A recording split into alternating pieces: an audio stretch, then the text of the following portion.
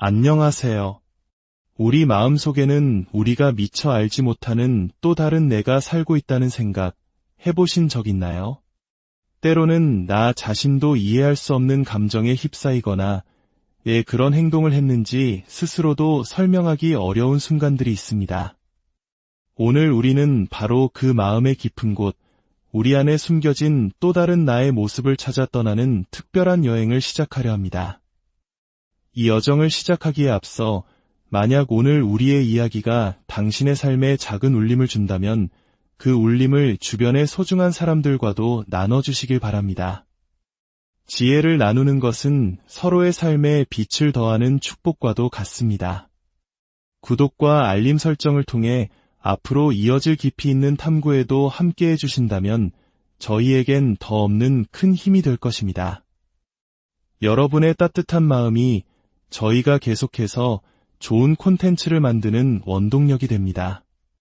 자, 그럼 이제 스위스의 정신과 의사이자 현대 심리학의 거대한 기둥을 세운 인물 칼 구스타프 융의 세계로 들어가 보겠습니다. 칼 융은 1875년에 태어나 처음에는 정신분석학의 창시자인 지그문트 프로이트의 가장 촉망받는 제자이자 동료로서 함께 길을 걸었습니다.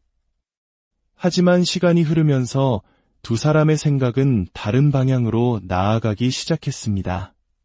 프로이트가 인간의 거의 모든 행동이 숨겨진 성적 욕망에서 비롯된다고 보았던 반면 융은 인간의 정신이 그보다 훨씬 더 깊고 넓고 영적인 차원을 가지고 있다고 믿었습니다. 융은 우리 자신을 진정으로 이해하기 위해서는 먼저 우리 정신의 구조, 그가 푸시케라고 불렀던 마음의 지도를 알아야 한다고 말했습니다. 가장 수면 위로 드러난 빙산의 일각처럼 존재하는 것이 바로 의식의 세계입니다. 우리가 매일 생각하고 느끼고 선택하는 모든 것이 여기에 해당되죠. 그 바로 아래에는 개인 무의식이라는 층이 있습니다. 이곳은 우리가 살면서 잊어버렸거나 애써 외면하고 억눌렀던 기억, 감정, 경험들이 잠들어 있는 곳입니다. 비록 우리가 기억하지 못하더라도 이곳에 잠든 경험들은 여전히 우리의 삶에 보이지 않는 영향을 미칩니다. 그리고 가장 깊은 심해에는 융의 이론 중 가장 독창적이고 신비로운 개념인 집단 무의식이 존재합니다. 이곳은 개인의 경험으로 만들어지는 것이 아니라 인류가 시작된 이래 모든 인간이 공유해온 보편적인 경험과 기억의 저장소입니다. 이 깊은 바다 속에는 원형이라고 불리는 인류 공통의 패턴들이 살아 숨쉽니다. 예를 들어 고난을 극복하고 세상을 구하는 영웅 원형, 모든 것을 품어주는 자애로운 어머니 원형, 지혜로운 조언을 건네는 현명한 노인 원형, 혹은 기존의 질서를 흔들고 변화를 가져오는 트릭스터 원형 같은 것들입니다. 이러한 인물들은 전 세계 모든 문화권의 신화와 전설, 옛이야기 속에 공통적으로 등장합니다. 융은 이 원형들이 단지 옛이야기 속에만 존재하는 것이 아니라 바로 우리 각자의 내면에도 잠재된 가능성으로 살아있다고 보았습니다. 융은 또한 사회생활 속에서 우리가 쓰는 가면, 페르소나에 대해서도 이야기했습니다. 우리 한국인들에게는 이 개념이 특히 더와 닿을 수 있습니다. 우리는 직장에서 유능한 직원의 가면을, 가정에서는 헌신적인 부모의 가면을, 친구들 앞에서는 유쾌한 친구의 가면을 씁니다. 세상에 잘 적응하고 다른 사람들과 원만하게 지내기 위해 우리는 수많은 페르소나를 바꿨으며 살아갑니다. 하지만 그 가면 뒤에는 우리가 종종 외면하고 싶어하는 또 다른 모습이 숨어 있습니다. 융은 이것을 그림자라고 불렀습니다. 그림자란 우리가 다른 사람에게 보여주고 싶지 않은 혹은 스스로도 인정하고 싶지 않은 내면의 어두운 부분입니다. 분노, 두려움, 질투, 이기심과 같은 감정일 수도 있고 때로는 야망이나 강한 욕망 같은 특성일 수도 있습니다. 이러한 모습들은 본래 나쁜 것이 아닐 수 있습니다. 하지만 우리가 어릴 적 세상으로부터 그런 건 나쁜 거야, 그렇게 행동하면 안 돼 라는 말을 들으며 자라왔기 때문에 자연스럽게 마음속 깊은 곳으로 억압된 것들입니다. 하지만 그림자를 숨긴다고 해서 그것이 사라지는 것은 아닙니다. 그림자는 여전히 우리 안에 살아 숨쉬며 우리가 정면으로 마주하지 않으면 무의식 속에서 조용히 우리의 삶을 조종하기 시작합니다. 융은 한 인간으로서 온전히 성장하기 위해서는 반드시 뒤돌아서서 이 그림자와 마주해야 한다고 믿었습니다. 그 그림자를 이해하고 받아들이고 서서히 빛으로 이끌어내는 과정. 융은 이것을 그림자 작업이라고 불렀습니다. 이것은 완벽한 사람이 되기 위한 과정이 아닙니다. 흩어진 나의 조각들을 찾아 비로소 온전한 나가 되기 위한 여정입니다. 그리고 이 모든 것의 중심에는 융이 자기라고 부른 것이 있습니다. 의식과 무의식, 빛과 어둠을 모두 포함한 당신이라는 존재의 완전한 모습, 진정한 자기를 찾아가는 위대한 여정을 그는 개성화라고 불렀습니다. 이제부터 우리는 당신의 어두운 면과 마주할 수 있도록 그림자 작업을 단계별로 안내해 드리겠습니다. 이것은 자신을 고치기 위함이 아니라 진정한 자신을 알기 위한 첫걸음입니다. 1단계, 당신의 그림자 알아차리기. 융은 이런 말을 남겼습니다. 무의식을 의식화하지 않으면 무의식이 당신의 삶을 지배하게 될 것이고 당신은 그것을 운명이라 부를 것이다.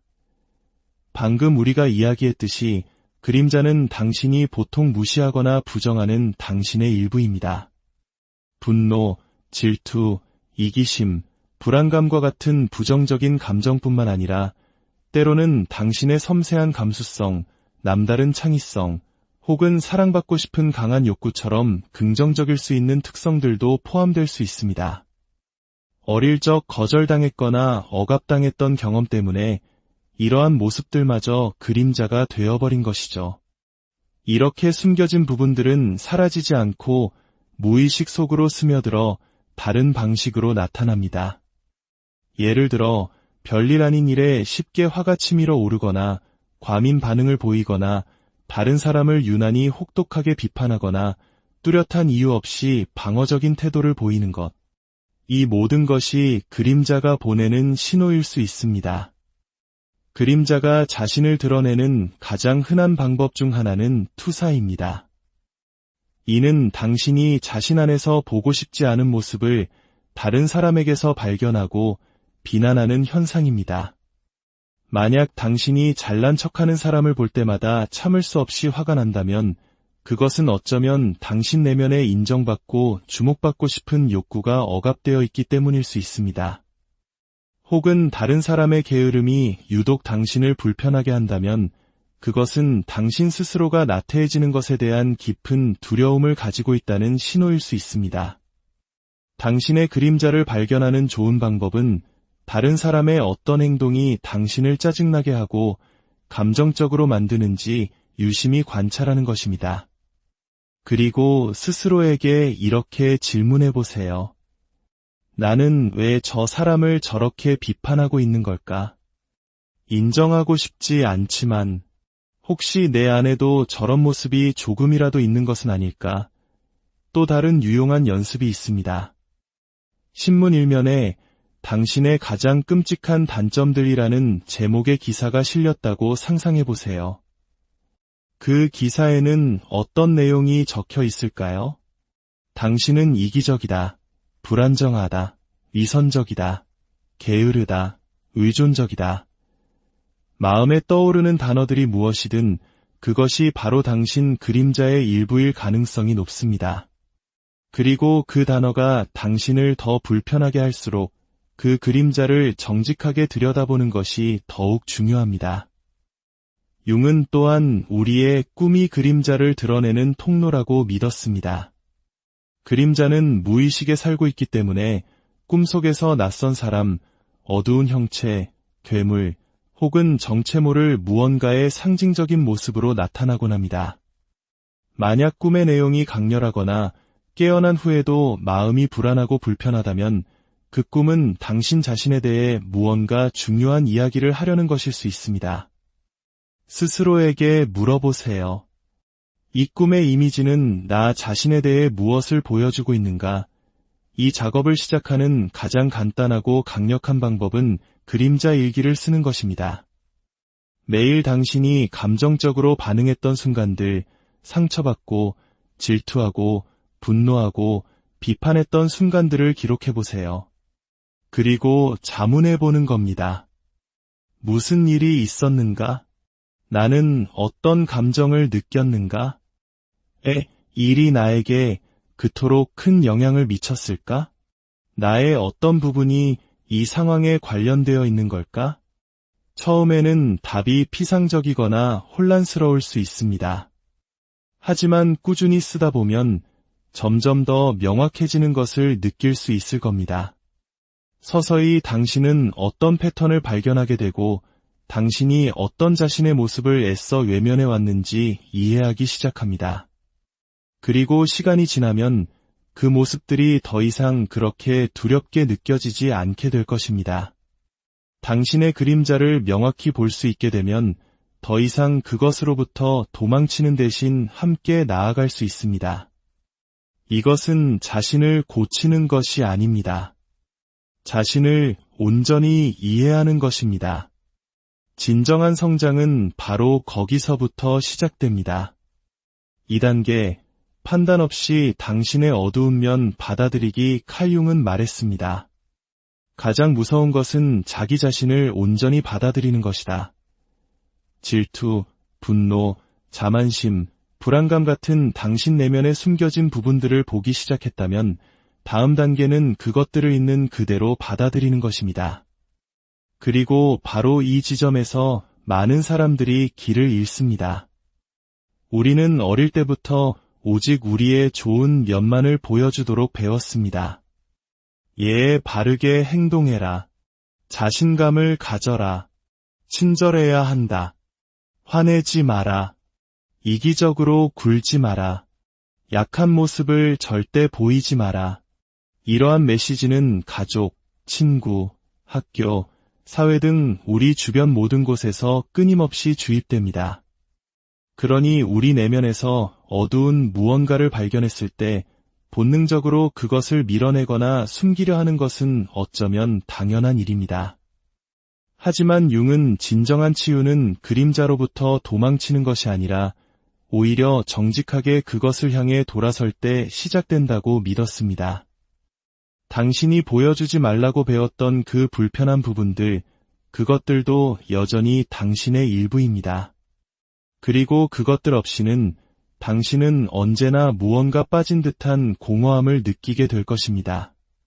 온전한 존재가 되기 위해서는 당신의 어둠이 존재하지 않는 척하는 것을 멈춰야 합니다. 그러니 만약 당신이 질투심을 느끼거나 분노하거나 누군가에게 의존하고 싶다는 감정을 느낀다 해도 괜찮습니다. 그것이 당신이 나쁜 사람이라는 뜻이 아닙니다. 단지 당신이 인간이라는 의미일 뿐입니다. 융은 당신의 그림자가 당신의 적이 아니라고 말했습니다. 그것은 그저 오랫동안 당신에게 보여지고 들려지고 이해받기를 기다려온 당신의 또 다른 일부일 뿐입니다. 그렇다면 어떻게 그 그림자를 받아들이기 시작할 수 있을까요? 부드러운 방법 중 하나는 당신의 그림자에게 편지를 써보는 것입니다. 판단이나 비난이 아닌 마치 오랜 친구에게 말하듯 따뜻하고 부드러운 마음으로 써내려가 보세요. 이렇게 쓸 수 있을 겁니다. 나는 너를 보고 있어. 내가 때때로 얼마나 불안해하는지 알아. 내가 얼마나 화가 났는지도 알아. 내가 얼마나 인정받고 싶어 하는지도. 하지만 괜찮아. 이제 더 이상 숨지 않아도 돼. 당신의 말이 솔직하게 흘러나오도록 하세요. 무언가를 고치려 하거나 좋게 포장하려 애쓰지 마세요. 그저 진실이 드러나도록 하세요. 그리고 편지를 다 쓴 후에는 잠시 시간을 갖고 당신이 쓴 글을 읽어보세요. 수치심이 아닌 따뜻한 연민의 마음으로. 당신은 그림자를 고치기 위해 이 편지를 쓰는 것이 아닙니다. 그것을 이해하기 위해 쓰는 것입니다. 그리고 그 이해가 바로 치유를 위한 공간을 만들어냅니다. 이 단계가 여정에서 사소하게 보일지 모르지만 사실 그림자를 받아들이는 것은 가장 어려운 동시에 가장 강력한 과정입니다. 왜냐하면 당신이 이 숨겨진 부분들을 수치심 없이 마주하는 순간 그것들은 더 이상 당신을 지배할 힘을 잃기 시작하기 때문입니다. 더 이상 숨길 것도 두려워할 것도 남지 않습니다. 그리고 바로 그 공간에서 당신은 마침내 죄책감 없이 진정한 자기 자신이 될 수 있습니다. 3단계, 그 기원 추적하기. 융은 우리의 그림자는 우리 자신의 어떤 부분이 괜찮지 않다는 말을 듣는 순간 태어난다고 말했습니다. 융과 프로이트는 모두 유년기가 우리 삶에서 가장 중요한 시기 중 하나라고 믿었습니다. 세상을 이해하기 시작하고 더 중요하게는 자기 자신을 이해하기 시작하는 때이기 때문입니다. 어른이 된 후 우리가 겪는 많은 어려움, 우리가 안고 있는 두려움, 우리가 숨기려는 자신의 모습들, 그 대부분이 바로 이 어린 시절에서 시작됩니다. 그렇기 때문에 당신의 그림자를 이해하는 작업을 하고 있다면 반드시 당신의 과거를 되돌아봐야 합니다. 모든 것이 시작된 그곳으로 돌아가야만 합니다. 생각해보세요. 어릴 적에 울지 말라는 말을 듣고 자라서 당신은 감정을 억누르는 법을 배웠을지도 모릅니다. 혹은 너무 감정적이거나 너무 조용하거나 너무 활발하다는 이유로 누군가에게 놀림을 당하고 상처받지 않기 위해 그 모습을 숨기기로 결심했을 수도 있습니다. 그림자는 바로 이렇게 시작됩니다. 당신이 무언가를 잘못했기 때문이 아닙니다. 단지 스스로를 보호하기 위한 최선의 선택이었을 뿐입니다. 하지만 시간이 지나면서 이 숨기는 행동은 습관이 되고 어른이 된 후에도 그 숨겨진 부분은 사라지지 않고 당신과 함께하며 조용히 당신의 선택과 생각, 그리고 당신이 자신을 보는 방식을 형성합니다. 치유는 우리가 이 부분들을 숨기는 것을 멈추고 받아들이기 시작할 때 시작됩니다. 그러기 위해서는 그 뿌리를 추적해야 합니다. 부드럽게 스스로에게 질문해 보세요. 내 안에 이 부분이 괜찮지 않다고 처음 느꼈던 순간은 언제였을까? 누가 나에게 그런 말을 했는가? 그때 나는 어떤 기분이었을까? 그리고 아마도 가장 중요한 질문은 이것일 겁니다. 나는 왜 그것을 숨기기로 선택했을까? 이 질문들은 무겁게 느껴질 수 있습니다. 하지만 당신 자신의 이야기를 이해하는 데 도움을 줍니다. 그리고 일단 당신의 이야기를 이해하게 되면 당신은 그 이야기를 바꿀 힘을 얻게 됩니다. 당신이 왜 숨어왔는지 명확히 보게 되면 더 이상 그렇게 할 필요가 없다는 것도 깨닫게 됩니다. 마음이 조금 더 가벼워지고 자신을 더 신뢰하게 됩니다. 그리고 서서히 세상이 당신에게 요구했던 모습이 아닌 당신 본연의 모습으로 더 가까워집니다.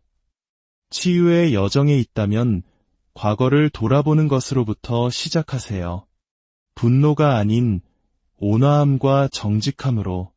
당신의 그림자에 대한 이야기는 오늘 시작된 것이 아니지만 당신의 자유에 대한 이야기는 바로 오늘 시작될 수 있습니다. 4단계, 당신의 그림자와 대화하기. 융은 이렇게 썼습니다. 어떤 사람을 그의 그림자와 마주하게 하는 것은 그에게 그 자신의 빛을 보여주는 것과 같다. 이제 당신의 그림자를 보기 시작했고 그것을 받아들이기 시작했다면 다음 단계는 그것과 대화하는 것입니다. 융은 이 과정을 적극적 명상이라고 불렀습니다. 이는 당신이 의식적으로 당신의 무의식, 특히 평소에는 침묵하고 있는 부분들과 대화하는 간단한 수련법입니다. 융은 그림자가 단지 성격의 어두운 구석에 조용히 앉아있는 존재라고 믿지 않았습니다. 그는 그림자가 할 말이 있다고 믿었습니다. 그것은 들려지기를 원하고 보여지기를 원하며 무엇보다도 이해받기를 원합니다. 생각해 보세요. 당신이 계속 억누르는 분노는 사실 당신을 보호하려는 노력일 수 있습니다. 당신이 느끼는 질투는 당신이 마음속 깊이 갈망하는 것이 무엇인지 보여주는 신호일 수 있습니다. 심지어 당신의 두려움조차 불편하긴 하지만 당신을 안전하게 지키기 위해 나타나는 것일 수 있습니다. 이러한 감정들이 항상 당신에게 불리하게 작용하는 것은 아닙니다. 때로는 당신을 도우려 하고 있습니다. 하지만 그것들을 이해하는 유일한 방법은 밀어내는 대신 귀를 기울이는 것입니다. 어떻게 할 수 있을까요? 조용한 장소를 찾아 앉아 눈을 감고 천천히 깊은 숨을 몇 번 쉬세요. 그리고 당신의 그림자를 하나의 인격체로 상상해 보세요. 그것이 꼭 당신처럼 생길 필요는 없습니다. 낯선 사람, 어린아이, 동물, 혹은 모호한 형체로 나타날 수도 있습니다. 무엇이 나타나든 그냥 그대로 두세요. 너무 깊이 생각하지 마세요. 이제 그 이미지에 오래된 친구를 대하듯 부드럽게 다가가세요. 그리고 간단한 질문을 던져보세요. 너는 나를 무엇으로부터 보호하려는 거니? 내가 나에게 알려주고 싶은 것은 무엇이니? 그런 다음 귀를 기울이세요. 서두르거나 답을 강요하지 마세요. 당신의 그림자는 말로 대답할 수도 있고 혹은 어떤 감정이나 기억, 마음속의 이미지로 답할 수도 있습니다. 무엇이 오든 그냥 알아차리기만 하세요. 만약 당장 아무 일도 일어나지 않더라도 괜찮습니다. 내면 세계는 우리가 원할 때마다 항상 열리지는 않습니다. 인내심을 가지세요. 그저 앉아서 숨을 쉬고 열린 마음을 유지하세요. 가장 중요한 것은 떠오르는 것을 판단하지 않는 것입니다. 당신의 그림자를 고치려 하거나 그것과 논쟁하지 마세요. 그저 그것이 존재할 공간을 내어주고 그것이 말하도록 하세요. 왜냐하면 당신이 두려움 없이 수치심 없이 더 많이 귀를 기울일수록 당신의 그림자는 당신을 더 신뢰하기 시작할 것이기 때문입니다. 그리고 그것이 공유하는 이야기는 당신을 놀라게 할지도 모릅니다. 당신이 여전히 어디에서 상처받고 있는지 보여줄 수도 있고 당신의 삶에서 계속 반복되는 패턴을 설명해 줄 수도 있습니다. 이 단계는 그림자 작업에서 정말로 중요합니다. 단지 그림자가 거기에 있다는 것을 아는 것뿐만 아니라 그것이 어떻게 느끼고 무엇을 필요로 하며 왜 그토록 오랫동안 숨어 있었는지 이해하는 것입니다. 당신이 그림자와 함께 앉아 진정으로 귀를 기울일 수 있을 때 당신은 자신과 더 정직하고 더 자비롭고 더 온전한 관계를 맺기 시작합니다. 진정한 치유는 그림자와 싸우는 것이 아니라 그것에게 목소리를 내어주는 것에서 시작됩니다. 5단계, 당신의 그림자 통합하기. 융은 말했습니다. 사람은 빛의 형상을 상상함으로써 깨닫게 되는 것이 아니라 어둠을 의식함으로써 깨닫게 된다. 이것이 당신 내면 여정의 마지막이자 아마도 가장 중요한 단계입니다. 당신이 숨겨왔던 자신의 부분들과 함께 살아가는 법을 배우는 것, 단지 그것들을 알아차리거나 받아들이는 것을 넘어 그 에너지를 더 나은 방식으로 사용하는 방법을 찾는 것입니다. 당신의 그림자는 오래전에 추방당한 당신의 일부와 같습니다. 어쩌면 그것은 너무 시끄럽고 너무 감정적이고 혹은 너무 대담해서 다른 사람들이 받아들이기 어려웠을지 모릅니다. 하지만 그 부분은 여전히 당신이 사용할 수 있는 강력한 에너지를 가지고 있습니다. 그리고 일단 당신이 그것을 빛으로 가져오면 그것은 당신의 가장 큰 선물 중 하나가 될 수 있습니다. 분노를 예로 들어봅시다. 당신은 분노가 나쁜 것이라고 배워서 그것을 묻어두었을지 모릅니다. 하지만 분노는 무언가가 당신에게 정말로 중요하다는 신호일 수 있습니다. 분노를 무작정 터뜨리거나 안으로 사귀는 대신 당신은 그 에너지를 사용하여 당신의 진실을 말하고 명확한 경계를 설정하며 누군가 혹은 당신 자신을 위해 맞서 싸울 수 있습니다. 그때 분노는 용기와 신념으로 변모합니다. 혹은 당신이 질투를 느끼고 그것을 밀어내려 한다고 해봅시다. 하지만 질투는 당신이 진정으로 원하는 것이 무엇인지 보여줄 수 있습니다. 당신은 인정받고 가치 있게 여겨지고 성장하고 싶을지 모릅니다. 부러움에 머무는 대신 당신은 그 에너지를 사용하여 행동을 취하고 앞으로 나아가며 당신에게 정말로 중요한 것을 향해 나아갈 수 있습니다. 질투가 성장의 동력이 되는 것입니다. 융은 우리가 자신의 일부를 숨기는 것을 멈출 때 비로소 더 충만하게 살기 시작한다고 믿었습니다. 우리가 가면을 벗고 빛과 어둠을 모두 포함한 진짜 자신이 되도록 허락할 때 인간이라는 존재에 더 이상 수치심은 없습니다. 갈등을 피하는 성격이라면 차분한 대화 중에 저는 좀 다르게 생각해요 라고 말하는 작은 첫걸음을 떼어볼 수 있습니다. 논쟁하려는 것이 아니라 그저 솔직해지는 것입니다.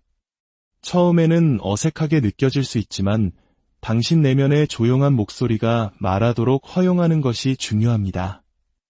혹은 항상 안전한 길만 걸어왔지만 당신 안에는 대담한 부분이 기다리고 있을 수 있습니다. 당신이 창조한 무언가를 공유해보세요. 당신에게 필요한 것을 요청해보세요. 새로운 것에 도전해보세요. 그 대담함은 잘못된 것이 아닙니다. 단지 당신의 허락이 필요했을 뿐입니다. 그림자를 통합한다는 것은 이것을 의미합니다.